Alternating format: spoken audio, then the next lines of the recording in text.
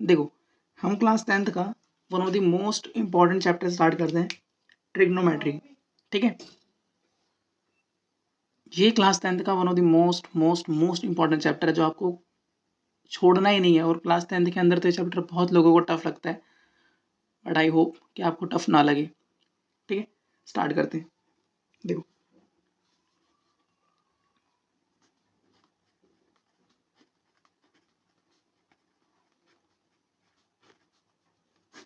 ठीक है, ट्रिग्नोमेट्री।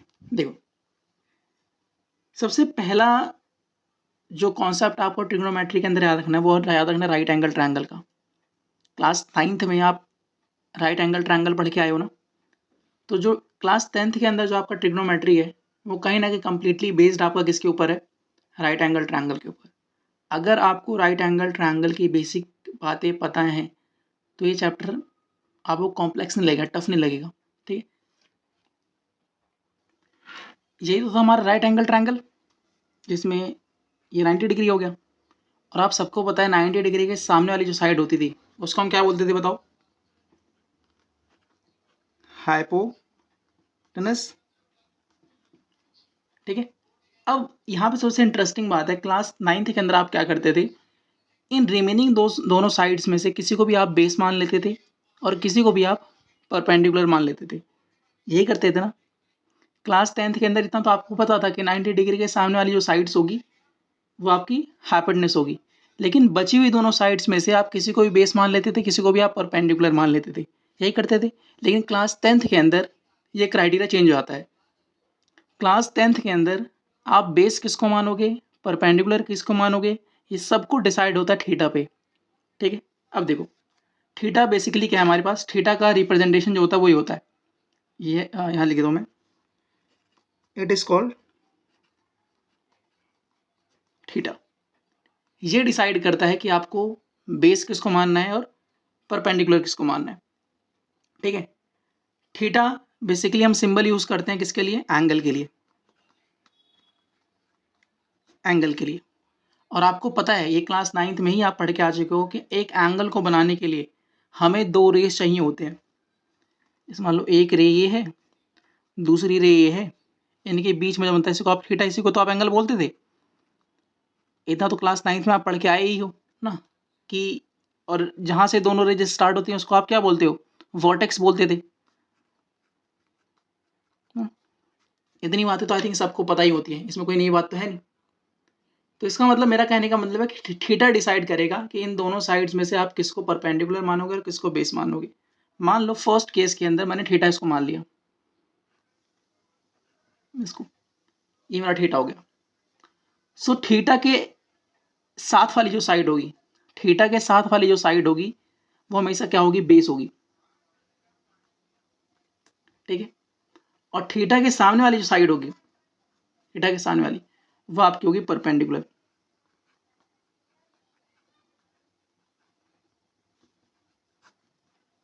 ठीक है, अगर मैंने थीटा यहां माना होता, अगर मैं थीटा इसको ले लेता तो ये वाली साइड बन जाती बेस और थीटा के सामने वाली साइड बन जाती है परपेंडिकुलर। समझ में आया कि नहीं आया? तो इसका मतलब क्लास 10th के अंदर या हायर क्लासेस के अंदर आप जब भी परपेंडिकुलर और बेस की बात होगी, सो कौन सा परपेंडिकुलर होगा कौन सा बेस होगा ये सब कुछ डिसाइड कौन करेगा, थीटा। ठीक है, हाँ अगर थीटा नहीं गिवन है, आपको ऐसा नॉर्मल सा राइट एंगल ट्रायंगल बनाना है तो अगेन वो उसके अंदर आप किसी को भी परपेंडिकुलर किसी को बेस मान सकते हो। लेकिन अगर आपको थीटा गिवन है तो थीटा के अकॉर्डिंग ही आप बेस और परपेंडिकुलर कंसिडर करोगे। ठीक है, अब देखो आई थिंक इतनी बात सबको समझ में आ गई। अब जो हमारा नेक्स्ट टॉपिक है इसके अंदर वो हमारा है, नेक्स्ट टॉपिक करते हैं। नेक्स्ट टॉपिक हमारा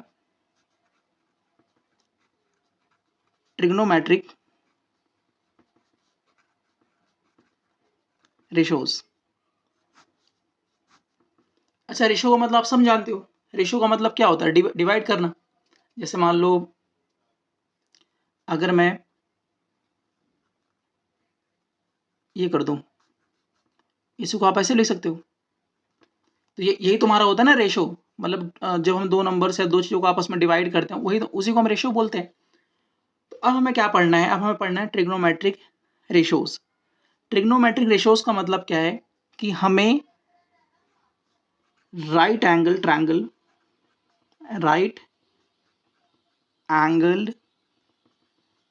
ट्रायंगल की साइड्स का रेशो देना है। सुना, हमें राइट एंगल ट्रायंगल्स की साइड्स का रेशो लेना है। अब अगर आप बेस और परपेंडिकुलर का रेशो लोगे तो वो एक अलग ट्रिगोमेट्रिक रेशो बनेगा। बेस और हाइपोटेनस का रेशो लोगे वो एक अलग ट्रिगोमेट्रिक रेशो बनेगा। ठीक है, परपेंडिकुलर हाइपोटेनस इन दोनों का आपस में अगर आप रेशो लोगे वो एक अलग ट्रिगोमेट्रिक रेशियोज बनेगा। समझ में आया कि नहीं आया? बेसिकली ट्रिग्नोमेट्रिक रेशियोज का मतलब क्या है कि हमें राइट एंगल ट्रायंगल साइड्स को आपस में क्या करना है, डिवाइड करना है। डिवाइड करने से हमारे पास अलग अलग तरह के रेशियोज आएंगे। ठीक है, अब स्टार्ट करते हैं। देखो यहाँ मैंने ट्रायंगल अगेन बना दिया। ठीक है, अब ध्यान से देखो। सबसे पहले हम क्या करते हैं, हम डिवाइड करते हैं परपेंडिकुलर को हाइपोटेनस से, मतलब परपेंडिकुलर को डिवाइड करते हैं एच से। ठीक है, फिर हम क्या करते हैं, बेस को डिवाइड करते हैं एच से। ठीक है, और थर्ड में हम क्या करते हैं, परपेंडिकुलर को डिवाइड करते हैं बेस से। आप बताओ क्या इन तीनों ही केसेस के अंदर मैंने अलग अलग साइड्स का रेशो लिया है कि नहीं लिया? लिया है ना।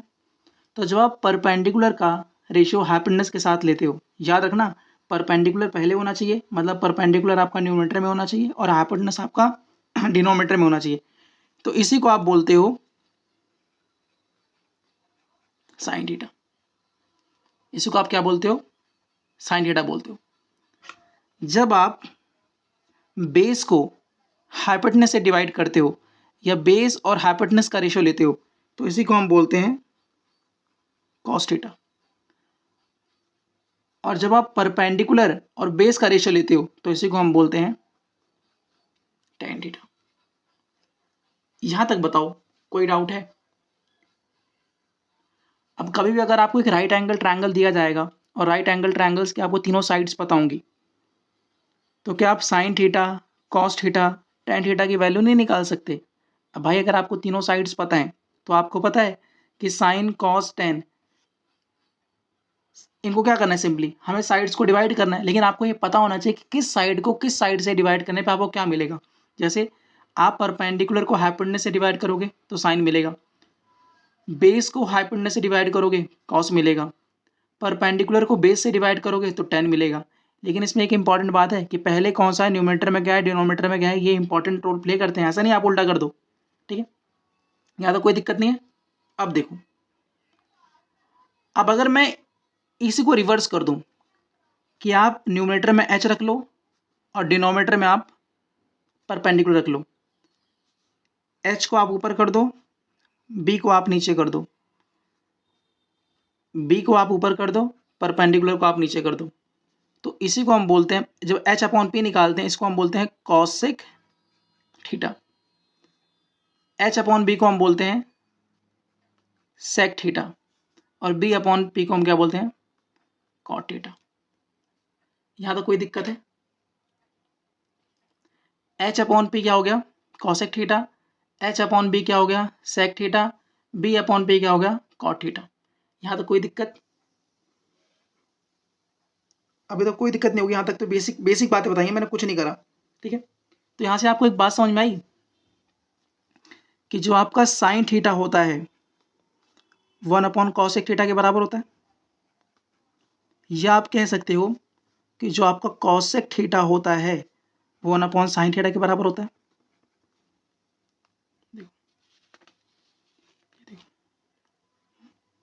ये बात हम कह सकते हैं नहीं, ये वाली बताओ, ये वाली बात बताओ सही है कि नहीं है?